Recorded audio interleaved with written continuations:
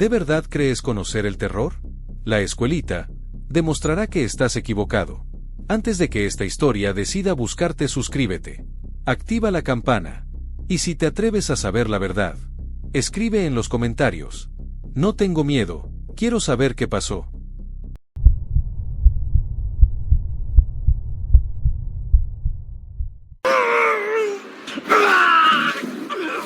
No hay día que no piense en eso, no hay día que no me atormente. Hermanos, lo que van a escuchar hoy les romperá el alma. Soy uno de los pocos que logró escapar con vida del campo de exterminio de Teuchitlán, Jalisco, un lugar maldito donde el 4 letras convirtió a seres humanos en objetos desechables. Esta es mi historia, y la de aquellos que no sobrevivieron para contarla. Recuerdo el polvo levantándose bajo las llantas del camión cuando frenó bruscamente. El corazón se me aceleró antes de siquiera entender por qué. Las puertas se abrieron de golpe y las voces empezaron a gritar: ¡bajen, animales! ¡Todos afuera! El sol de mediodía nos golpeaba la piel, pero no quemaba tanto como las miradas de esos hombres armados que nos rodeaban. «Ropa fuera», ordenó uno. Nos mirábamos entre nosotros, incrédulos, hasta que el primer disparo al aire nos hizo entender que no era una broma. Uno por uno fuimos desnudándonos, con manos temblorosas, bajo las burlas y los insultos. «Más rápido, putos», gritaban mientras pateaban el polvo hacia nosotros. Las mujeres lloraban en silencio, tratando de cubrirse con sus propias manos, hasta que un tipo con pasamontañas les arrancó los brazos a la fuerza. Luego vino lo peor. En fila, perras. Sentadillas hasta que se les rompan las piernas. El calor, la vergüenza, el miedo, pero lo que más recuerdo es el sonido de nuestra propia respiración entrecortada, mezclada con sus risas. Un chico de no más de 17 años se desplomó al tercer intento. 2 tipos lo arrastraron por los pies hacia atrás del camión. Nunca supimos qué pasó con él, pero esa noche, el olor a carne quemada nos mantuvo a todos despiertos. El jefe se acercó a mí mientras me temblaban las piernas. Me agarró la barbilla con su mano enguantada y me escupió las palabras que todavía resuenan en mis pesadillas: «Aquí no tenés nombre. Aquí sos mierda que obedece. La primera lección es que ya no sos humano». Y así, entre lágrimas que tratábamos de tragar, golpes que aprendimos a recibir en silencio, y el hedor de nuestro propio miedo, comprendimos la verdad: aquel no era un lugar del que se salía vivo. Solo era cuestión de tiempo hasta que el infierno terminara de devorarnos. Los nombres eran lo primero que nos arrancaban. Como si al quitarnos eso, ya no éramos personas, solo cosas que podían moldear a su antojo. Recuerdo cuando llegó el tipo del cuaderno, ese maldito libro donde nos convertíamos en personajes de su grotesca comedia. «Tú eres jorobado», le escupieron al muchacho que se encorvaba del dolor. «Tú, visco», señalaron al que tenía estrabismo. A mí me bautizaron como «sombra», porque según ellos, eso era lo único que merecía ser, una mancha oscura, sin identidad, sin pasado. El proceso era meticuloso. Nos alineaban y pasaban uno por uno, estudiando nuestros cuerpos como carniceros inspeccionando reses. Cada defecto, cada particularidad física se convertía en nuestro nuevo nombre. Dientón, cicatriz, tortuga. Los apodos resonaban como latigazos, borrando quienes habíamos sido. Hubo un hombre, un profesor de literatura según decía, que se negó a responder cuando lo llamaron calvo. Lo hicieron arrodillarse sobre sal gruesa durante horas, repitiendo su nuevo nombre hasta que la voz se le quebró. Al tercer día, cuando le gritaron «calvo», respondió automáticamente. Ese día entendimos que habíamos cruzado un umbral del que no había regreso. Las noches eran lo peor. En el silencio del galpón, algunos susurrábamos nuestros nombres reales como plegarias. «Soy María», «me llamo Carlos». Pero con el tiempo, hasta esos murmullos se extinguieron. No por miedo, sino porque empezamos a olvidar. El cerebro, en su afán de sobrevivir, sepultaba los recuerdos que nos hacían sufrir. A veces me pregunto cuántos de nosotros, los que salimos, hemos recuperado realmente nuestros nombres. Porque aunque físicamente escapamos, parte de nosotros sigue ahí, en ese cuaderno maldito, respondiendo a apodos que nunca elegimos. Lo más aterrador no fue que nos quitaran nuestros nombres, sino descubrir que, sin ellos, tampoco teníamos alma. El amanecer llegaba con patadas en las costillas y gritos que perforaban el cráneo. Nos levantaban a las 4:30 de la mañana, cuando el frío de la madrugada aún calaba hasta los huesos. El primer castigo era para quienes tardaban más de 3 segundos en ponerse de pie. Aprendimos rápido, dormir en posición fetal, con las piernas listas para saltar al primer sonido de botas acercándose. El desayuno era un ritual de humillación. Hileras de hombres y mujeres descalzos, formados como soldados, recibiendo las manos un plato de frijoles aguados y una tortilla reseca. Comíamos agachados, sin mirar a nadie, con la nariz casi tocando el suelo. Si alguien levantaba la vista, el plato terminaba volcado sobre su cabeza, seguido de una paliza por mirar con insolencia. Luego venían las horas interminables de entrenamiento. Corríamos en círculos bajo un sol inclemente, cargando neumáticos viejos atados con alambre de púas que nos desgarraban la piel. Los instructores medían nuestro aguante con relojes de lujo que contrastaban con nuestra miseria. «Más rápido, mierdas», gritaban mientras disparaban al aire. El que se detenía, aunque fuera para vomitar, recibía su castigo en el rincón de los lamentos, un hoyo lleno de excremento donde te hacían pasar la noche. El almuerzo era una cruel parodia de comida: arroz con gusanos que llamaban proteína extra, sopa de huesos roídos. Nos obligaban a ingerirlo todo, sin importar que el estómago se rebelara. Los vómitos eran considerados desperdicio, y tenías que lamer tu propio regurgito del suelo mientras te pateaban las costillas. Las tardes traían trabajos forzados: cavar zanjas que nunca servían para nada, mover piedras de un lado a otro, limpiar armas con nuestros propios harapos. Todo era diseñado para rompernos física y mentalmente. El más mínimo error, una herramienta mal colocada, un arma mal limpiada, significaba pasar la noche colgado de los pulgares en la sala de reflexión. El anochecer no traía alivio. Nos apiñábamos en un galpón infestado de ratas, donde el espacio era tan reducido que teníamos que dormir turnándose para respirar. Los guardias hacían rondas cada hora, seleccionando al azar a quien sacarían para sesiones nocturnas. Los gritos de los elegidos nos mantenían despiertos, pero aprendimos a fingir sueño profundamente, porque mostrar preocupación por los demás era el primer paso para ser el siguiente. Así transcurrían nuestros días, una sucesión interminable de humillaciones calculadas, dolor metódico y terror sistemático. No éramos personas, éramos experimentos en un laboratorio de crueldad donde cada golpe, cada insulto, cada privación estaba cuidadosamente diseñado para una sola cosa: borrar todo rastro de humanidad que pudiéramos tener dentro. Cuando lograba sobrevivir lo suficiente, llegaba la fase que muchos temían más que la muerte misma: el adiestramiento armado. No era instrucción, era una perversión sistemática de todo principio humano. Primero nos daban pistolas de juguete, esas de balinés que usan los niños, y nos hacían disparar a latas vacías bajo el sol abrasador. «Apunten a la cabeza», gritaban los instructores mientras pateaban a quienes fallaban el tiro. Era su juego cruel de preparación, su manera de decirnos que pronto la diversión infantil terminaría. Luego llegaron las armas reales.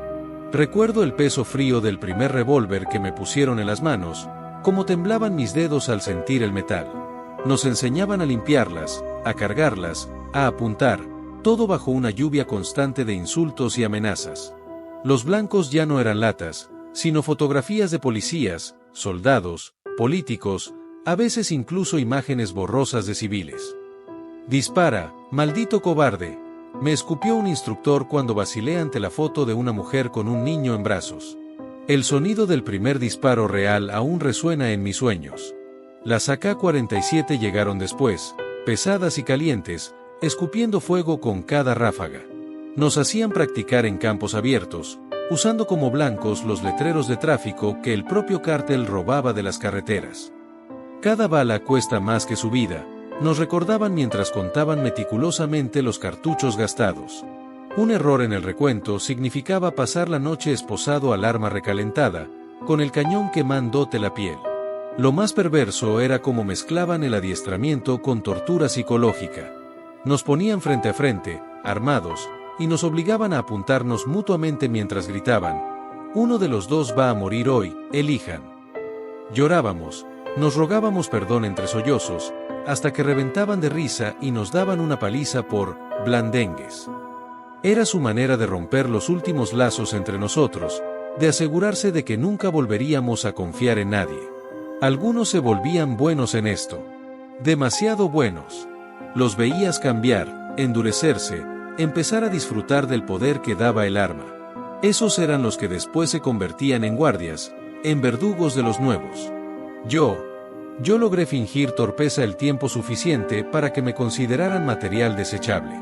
Pero hasta hoy, cuando cierro los ojos, siento el peso del arma en mis manos y escucho la voz susurrante del instructor: todos tienen un asesino dentro. Nosotros solo lo sacamos a pasear. Punto. Llegó el día en que el rancho se quedó sin espacio. Demasiados cuerpos, demasiadas bocas que alimentar, demasiados ojos que habían visto demasiado. Los guardias empezaron a murmurar entre ellos, pasándose listas, haciendo cuentas en sus cuadernos manchados de sangre. Nosotros, los prisioneros, intercambiábamos miradas de terror en silencio, sabiendo lo que se avecinaba pero negándonos a admitirlo. Fue un viernes por la mañana cuando reunieron a todos en el patio central. Hacía un calor asfixiante, pero el miedo era más fuerte que el sol. El jefe de campo, un tipo alto al que llamaban el profesor, se paseó frente a nosotros con una calculadora en la mano. «Necesitamos hacer espacio», dijo, como si estuviera hablando de reorganizar muebles. «Vamos a jugar un juego de selección natural». Nos hicieron formar en filas de 10. «Los que quieran irse a casa, levanten la mano», ordenó. 14 personas, la mayoría adolescentes, ingenuamente alzaron sus brazos con esperanza. Recuerdo sus caras. El niño que siempre hablaba de su madre, la muchacha que cantaba en voz baja por las noches, el viejo que compartía su ración con los más débiles. «Perfecto», sonrió el profesor. «Ustedes primero». Lo que siguió fue una coreografía de horror perfectamente ejecutada. Los separaron del grupo y los llevaron al fondo del patio, detrás de una lona sucia que colgaba entre dos postes. Los disparos comenzaron a las 11:23 de la mañana. Eran precisos, calculados, uno tras otro. No había prisa. No había gritos. Solo el eco metálico de las armas, y después, un silencio que pesaba más que todos nuestros pecados juntos. Nos obligaron a presenciar el trabajo de limpieza.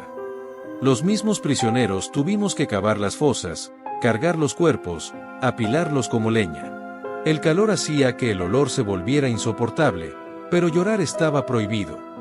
«Aprendan la lección», nos decían mientras nos pateaban para que trabajáramos más rápido. Esto es lo que pasa cuando se tiene esperanza. Esa noche, la hoguera donde quemaban los cuerpos iluminó todo el rancho con un resplandor fantasmal. El humo olía a carne chamuscada y pelo quemado.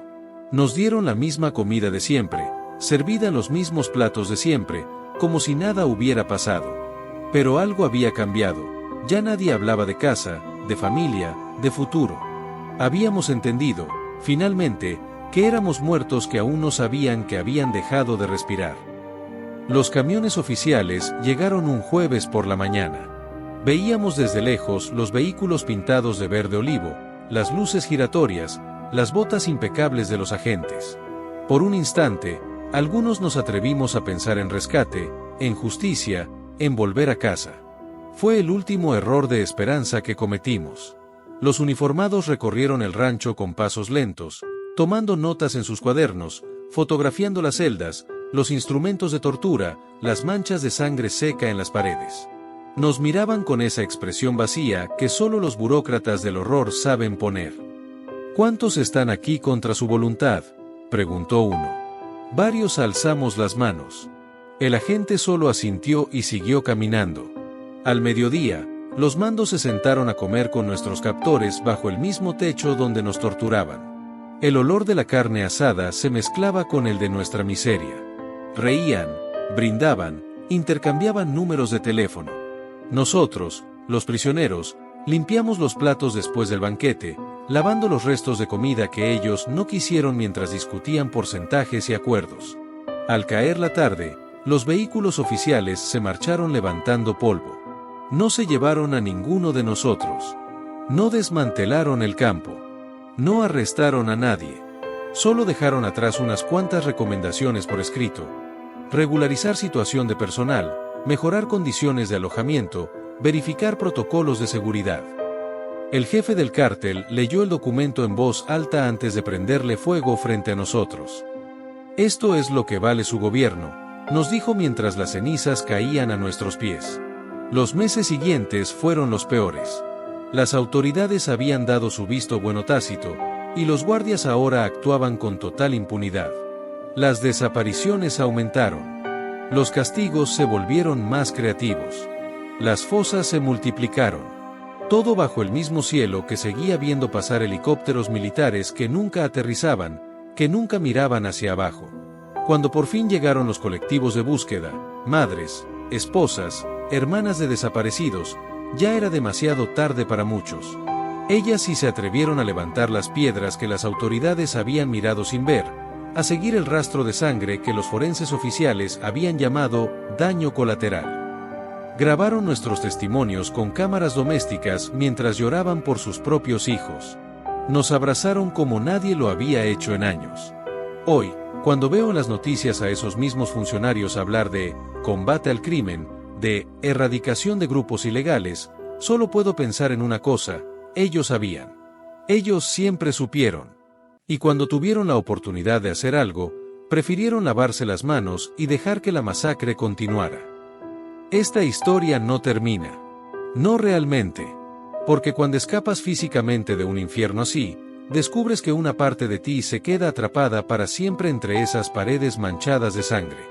Los sobrevivientes llevamos el campo de exterminio tatuado en el alma, en los sobresaltos al escuchar un portazo, en el pánico al ver un cuaderno de apuntes, en las pesadillas donde seguimos contando balas y cuerpos.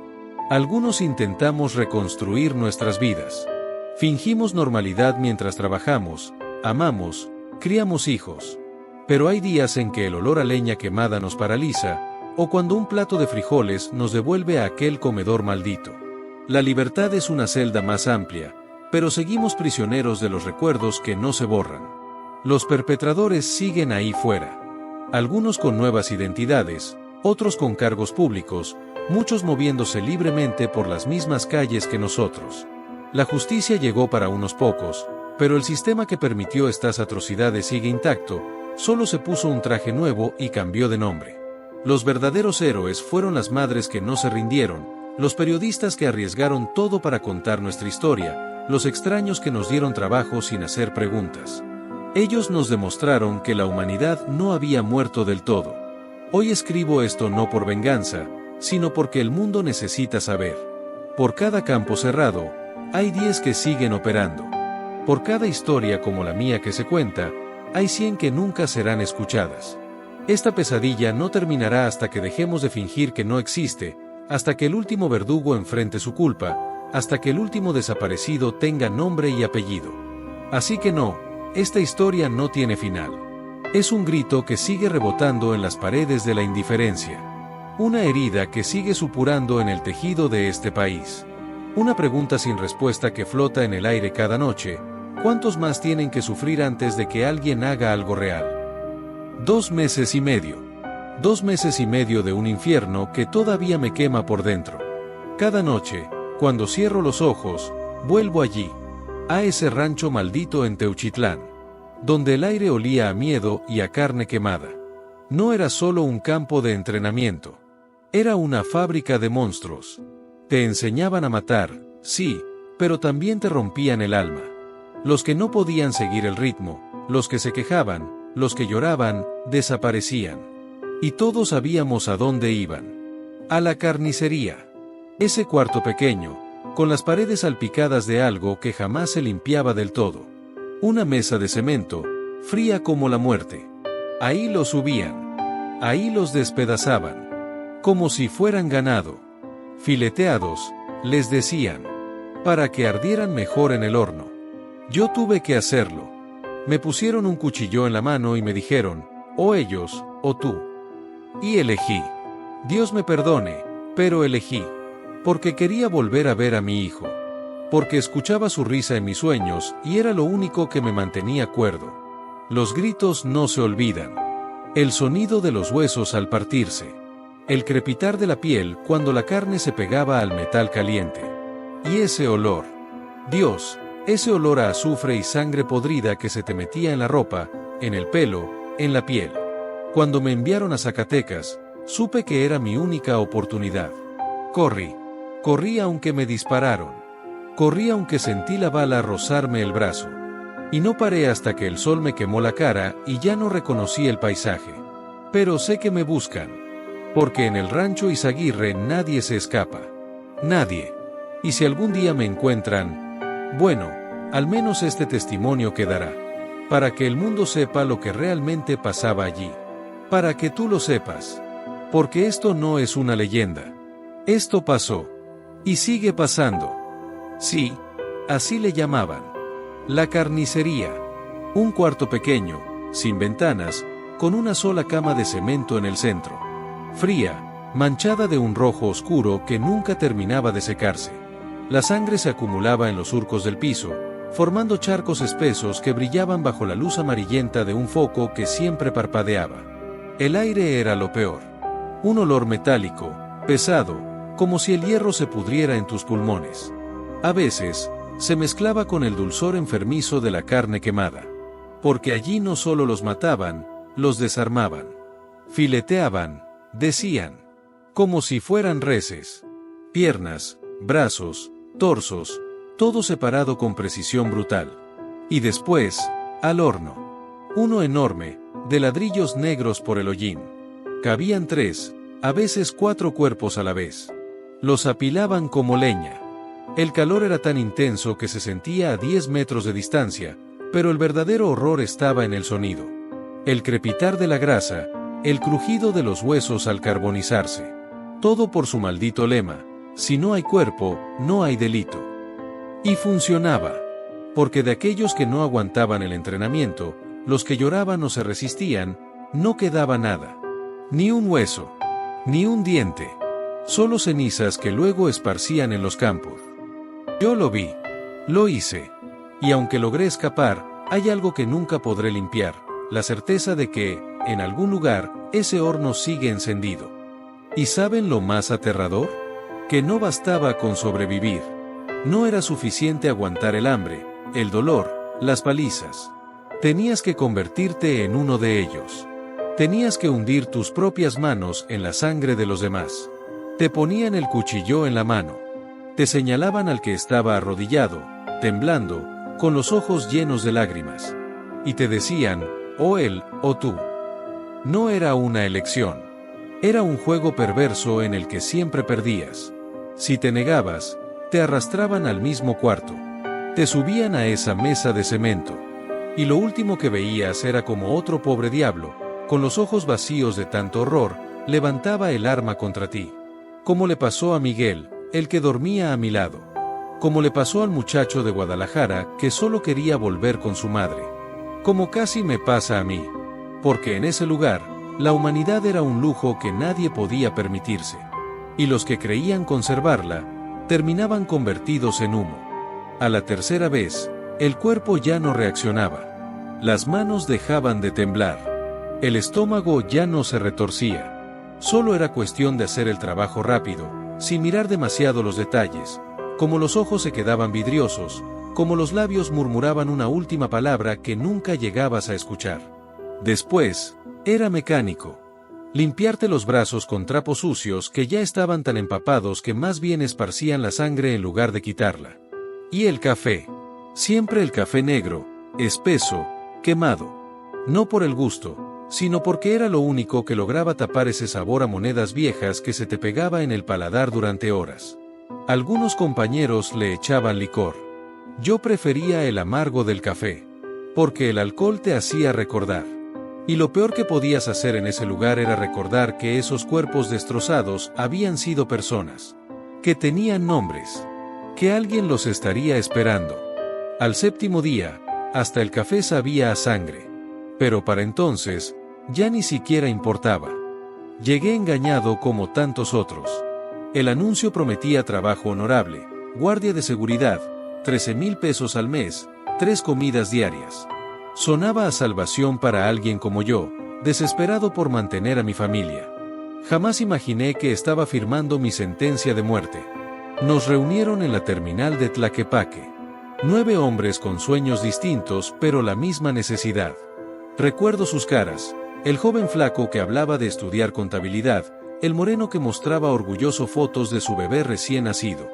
Ninguno de nosotros sospechaba la verdad. El viaje fue largo, incómodo. Cuando las camionetas se detuvieron y vimos esas alambradas, esos hombres armados, supe que algo estaba terriblemente mal. «Esto no es ninguna empresa de seguridad», murmuró alguien. Fueron sus últimas palabras como hombre libre. Los siguientes días fueron un torbellino de dolor y humillación. A los que se resistían los golpeaban hasta dejarlos inconscientes. Al tercer día, el contador ya no estaba con nosotros. Al quinto, desapareció el orgulloso padre. Para la segunda semana, solo quedábamos 5. Aprendí rápido que en ese lugar había 2 opciones: adaptarse o convertirse en humo saliendo de aquel maldito horno. Hoy, cuando veo las cenizas que el viento arrastra por los campos de Jalisco, sé que son lo único que queda de aquellos 8 hombres llenos de sueños que llegaron conmigo a ese infierno. Y a veces, en mis pesadillas, todavía puedo oler su carne quemándose. Esas fotos que circulan por ahí, esas botas manchadas, esas camisas rotas. Déjenme decirles algo que no aparece en los reportajes.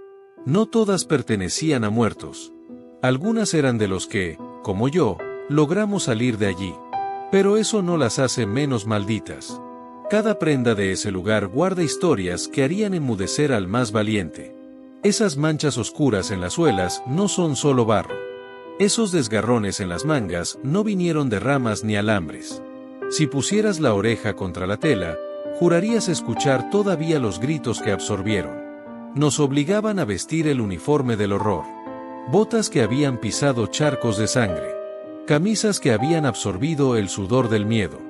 Y lo peor, sabías que quizás la prenda que te tocó llevar había pertenecido a alguien que terminó en el horno. Los que sobrevivimos, no nos libramos realmente. Aunque quemáramos esa ropa, el olor a pólvora y carne quemada se nos quedó pegado a la piel. A veces, en la noche, todavía siento el peso de esas botas en mis pies, aunque hace años que las tiré. Porque en el rancho Izaguirre, hasta la tela más simple se convertía en un recordatorio, de lo que hicimos, de lo que vimos, de lo que tuvimos que hacer para seguir con vida. Guardo una de esas camisas en una caja de metal enterrada en el patio. No es un recuerdo, es una condena. Cada 6 meses la desentierro, y el olor todavía me golpea como un puño, pólvora mezclada con el sudor ácido del miedo. La tela está rígida por algo más que el tiempo. Pero lo peor viene después. Cuando la sostienes bajo la luz del mediodía, puedes ver las manchas que los periódicos llamaron restos de tierra. Si la doblas justo donde está ese desgarre junto al hombro izquierdo, a veces, solo cuando la luna está llena, algo oscuro y espeso empieza a filtrarse por los agujeros de bala. Mis vecinos dicen que mi patio huele a carne quemada los viernes por la noche. No les digo que es porque la camisa canta. No les digo que las noches de lluvia, cuando el agua se filtra en la caja, el sonido que sale de la tierra no son grillos. Son gemidos. La última vez que la desenterré, encontré un diente entre los pliegues. No era mío. Escapé en Zacatecas, durante un traslado de prisioneros. Recuerdo el sabor a sangre en mi boca al morder las esposas plásticas hasta romperlas. Corrí a través de campos de maíz que me cortaban la piel como cuchillas, con los gritos de los guardias persiguiéndome en la oscuridad. Mis pulmones ardían, mis pies sangraban, pero solo pensaba en una cosa: la foto de mi hijo que llevaba escondida en el forro de mi zapato. Han pasado 3 años, pero todavía reviso cada sombra en mi cuarto antes de dormir. Cambio de ciudad cada 6 meses. Uso nombres que no son míos. A veces, en el silencio de la madrugada, juro escuchar pasos acercándose por el pasillo. Este testimonio es mi seguro de vida. Si mañana dejo de responder llamadas, si mi canal desaparece de YouTube, si encuentran mi cuerpo con señales de tortura, ustedes ya tienen la respuesta. No me busquen. Ya saben dónde mirar. En ese rancho maldito donde el humo nunca deja de salir de los hornos. Ahora mi vida se mide en sombras y números desconocidos. Calculo los pasos entre cada farol en la calle, memorizo las placas de los coches que pasan demasiado lento frente a mi ventana. Duermo en intervalos de 20 minutos, con la mano siempre cerca del cuchillo que escondo bajo la almohada. Mi hijo cumple 7 años esta semana. La última vez que escuché su voz fue hace 8 meses, cuando llamé desde un teléfono público en Celaya. ¿Quién es?, preguntó con esa inocencia que parte el alma. Colgué antes de que mi llanto delatara lo que me queda de humanidad. Pero ellos no olvidan. No perdonan. Cada motocicleta que ruge en la noche, cada desconocido que mira demasiado tiempo hacia mi dirección, podría ser el final. Por eso hablo hoy, sabiendo que cada palabra acerca más mi nombre a esa lista negra que nunca dejan de actualizar. Cuando el humo de Teuchitlán se vuelva más espeso, cuando los periódicos hablen de otro accidente en carretera, ustedes conectarán los puntos. Y quizás, solo quizás, alguien se atreva a preguntar qué más arde en esos hornos que nunca se apagan.